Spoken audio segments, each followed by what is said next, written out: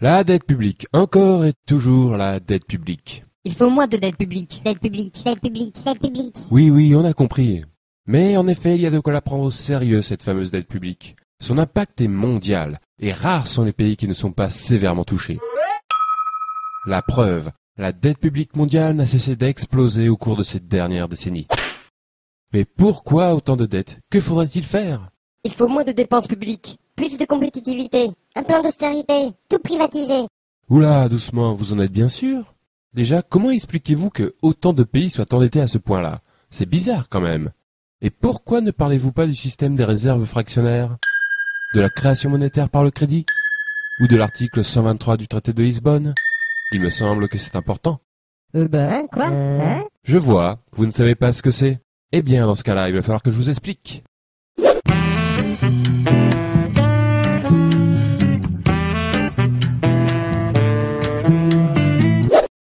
L'économie, c'est comme une baignoire. La monnaie est son eau. La règle est de la remplir avec la bonne quantité. Ni trop, ni pas assez. Quand une économie est en croissance, c'est comme si la baignoire grossissait. Il faut donc rajouter de l'eau, c'est-à-dire créer de la monnaie. Donc une première question s'impose. Comment est créée la monnaie? Les robinets de l'économie, ce sont des banques très particulières, normalement publiques, que l'on appelle des banques centrales. Elles peuvent créer et détruire la monnaie à volonté, et donc remplir ou vider l'économie. La monnaie créée par ces banques s'appelle la monnaie centrale. Mais, petite astuce, il existe un deuxième robinet, constitué des banques commerciales, c'est-à-dire les banques privées. Cependant, ce robinet fonctionne d'une manière un peu particulière. Je vous explique. Lorsque l'on fait un emprunt dans une banque, la plupart des gens s'imaginent que la banque donne une partie de l'argent qui est dans ses coffres. Eh bien, pas du tout. La banque va en réalité créer l'argent qu'elle prêtera par une simple écriture comptable. Cet argent sera détruit au fur et à mesure que le prêt sera remboursé. Ce procédé se nomme tout simplement la création monétaire par le crédit.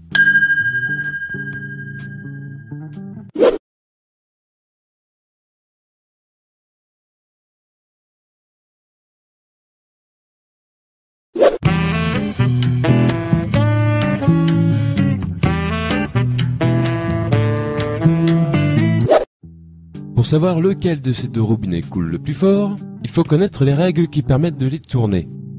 Première règle, l'article 123 du traité de Lisbonne. Il fut un temps où les États se finançaient auprès de leur banque centrale et faisaient donc couler le premier robinet. Autrement dit, les banques centrales créaient l'argent dont les États avaient besoin pour combler leur déficit. Ce que l'on appelle aussi faire tourner la planche à billets.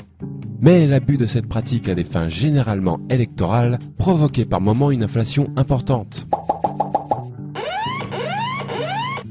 C'est pourquoi, depuis les années 70, influencés par le monde financier, les États s'interdirent le recours aux banques centrales. Cette interdiction existe toujours et est aujourd'hui visible dans le traité de Lisbonne, signé par tous les membres de l'Union européenne sous l'article 123. Les États ne peuvent donc plus faire couler le premier robinet. Ils utilisent alors le second. Cela veut dire que pour combler leur déficit, les États font désormais des emprunts auprès du marché financier, et plus particulièrement auprès des banques commerciales.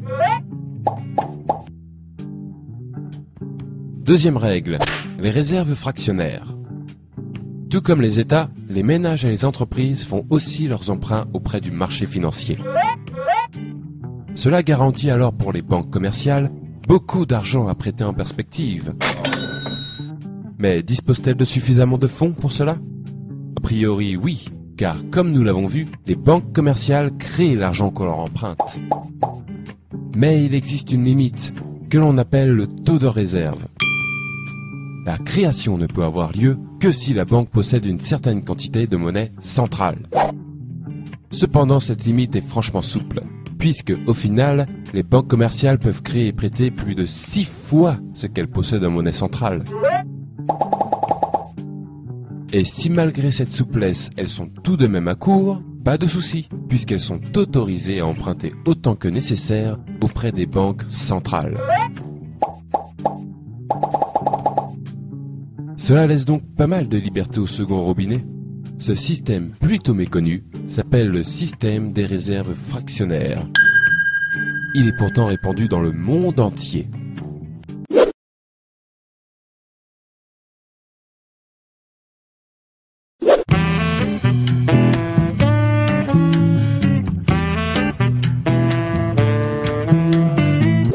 Trêve de robinetterie, revenons à la baignoire. Nous venons de voir que le premier robinet ne sert plus aujourd'hui qu'à alimenter le second. En d'autres termes, la monnaie centrale ne sert plus aujourd'hui qu'un rôle de régulation pour les banques. On peut donc comprendre que la baignoire est alors totalement remplie de la seconde eau.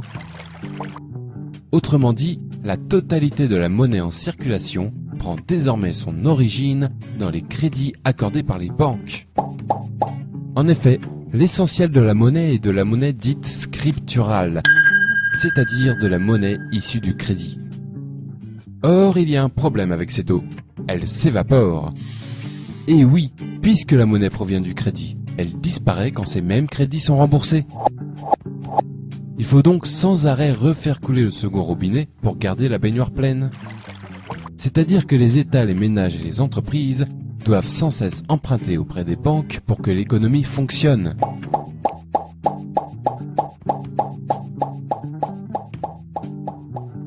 Deuxième problème, cette eau coûte très cher. En effet, les crédits accordés par les banques s'accompagnent d'un taux d'intérêt servant à rémunérer la banque. Il faut par conséquent payer perpétuellement des intérêts sur cette monnaie scripturale qui remplit l'économie. Et je peux vous le dire, cela représente un sacré pactole pour les banques et leurs créanciers. Et un sacré manque à gagner pour tous les autres. On va voir combien ces fameux intérêts peuvent coûter avec un exemple concret. L'énorme dette publique française. Respectant les règles qui ont été décrites, l'État français ne fait plus appel à sa banque centrale et paye donc des intérêts depuis 1973. Lorsque l'on somme ce qui a été payé en intérêts seul depuis cette date, on obtient le nombre remarquable de 1400 milliards d'euros. Pourquoi remarquable ? Parce qu'il est très proche d'une autre somme, la dette publique française actuelle, qui a augmenté sur cette même période de 1350 milliards d'euros. En clair, ce qui fait grossir la dette, ce sont tout simplement les intérêts de cette même dette. Et n'oublions pas qu'il ne s'agit ici que de la dette publique. La dette des entreprises commerciales françaises, par exemple, elle, est aujourd'hui de 7000 milliards d'euros. Les raisons d'un tel florilège de dettes publiques et privées partout dans le monde sont maintenant plus claires. En effet, une grande partie des pays de la planète baignent dans le même bain, à devoir faire des emprunts et payer des intérêts pour faire fonctionner leur économie. Pour rembourser ces emprunts et ces intérêts, il faut faire d'autres emprunts plus importants, qui amèneront d'autres intérêts plus importants aussi. On aboutit donc de cette manière à une dette qui se nourrit d'elle-même, et grossit, grossit, grossit, inévitablement.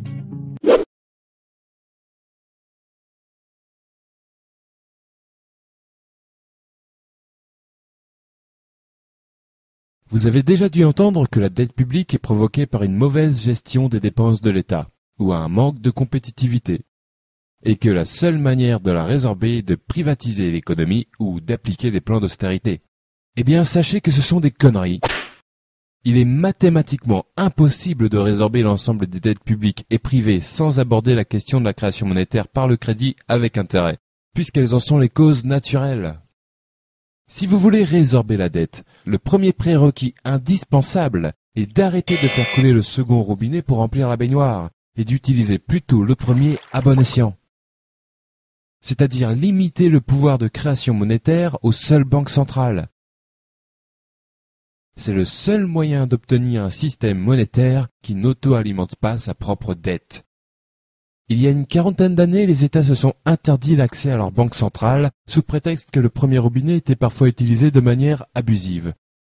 Nous sommes arrivés aujourd'hui à la situation inverse, où le premier robinet manque cruellement et un autre l'a remplacé, remplissant l'économie de dettes impossibles à rembourser.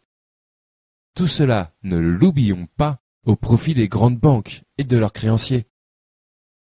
Je trouve déplorable qu'un sujet si crucial ne soit ne serait-ce que débattu par la classe politique, ni ne soit jamais traité dans les grands journaux. Merci de votre attention.